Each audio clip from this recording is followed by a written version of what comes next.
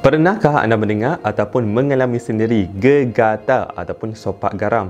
Dan betulkah gegata ini disebabkan perkara mistik iaitu seperti ludahan daripada jin? Assalamualaikum warahmatullahi wabarakatuh. Bersama saya Dr. Ikram. Pada video kali ini saya akan share dan kongsi dengan anda berkenaan penyakit gegata dan juga rawatan berkenaan cara menghilangkan gegata. Jom kita saksikan.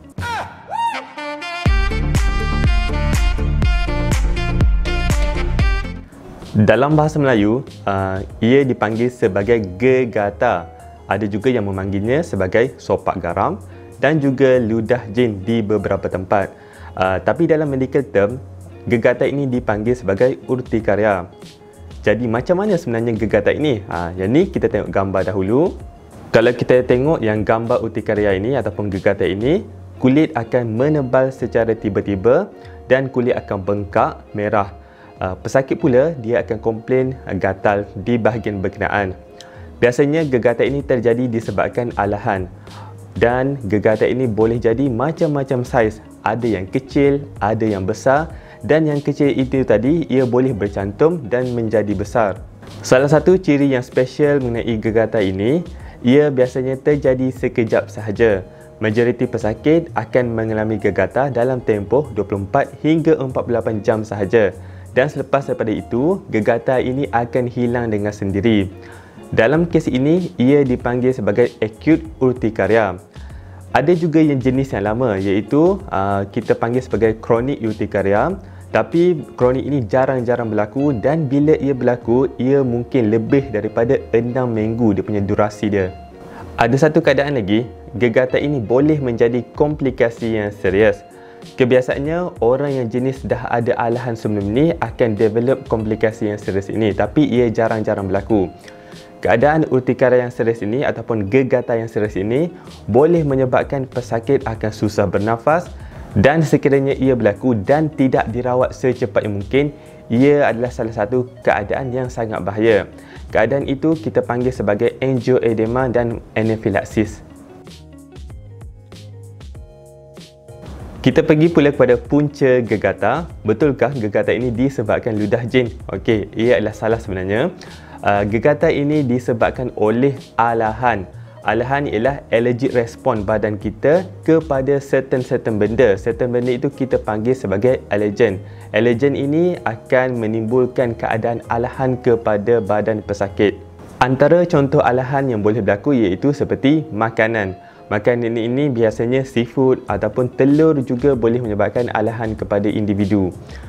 Selain itu, bulu-bulu haiwan, gigitan serangga dan debunga daripada pokok juga antara penyebab utama yang menyebabkan alahan.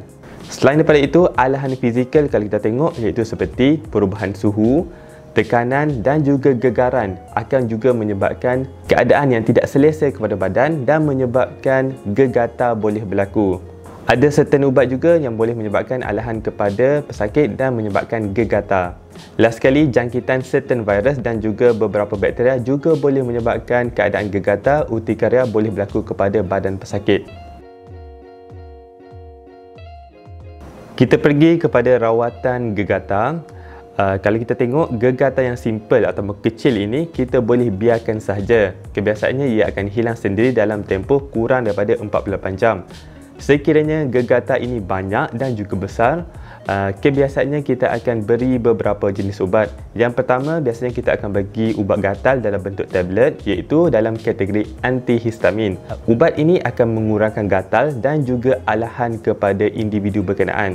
Seterusnya, kita juga bekalkan ubat krim. Ubat krim juga mengurangkan rasa gatal dan juga alahan kepada pesakit. Sekiranya gegata ini terlampau besar dan terlampau banyak, steroid mungkin diberikan dalam bentuk injection ataupun dalam bentuk tablet.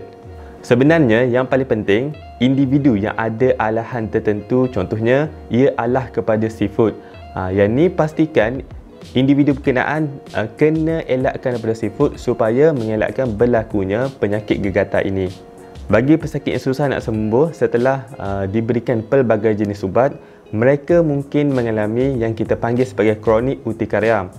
Keadaan ini biasanya akan dirujuk kepada pakar kulit dan di sana test yang lebih spesifik dan ujian yang lebih spesifik akan dibuat bagi mengenal pasti punca dan rawatan yang lebih advance akan diberikan kepada pesakit. Saya rasa setakat itu sajalah buat kali ini. Sekiranya anda rasa video ini bermanfaat dan berguna untuk anda boleh tekan like dan subscribe channel ini. Dan sekali saya ucapkan terima kasih kerana menonton. Assalamualaikum.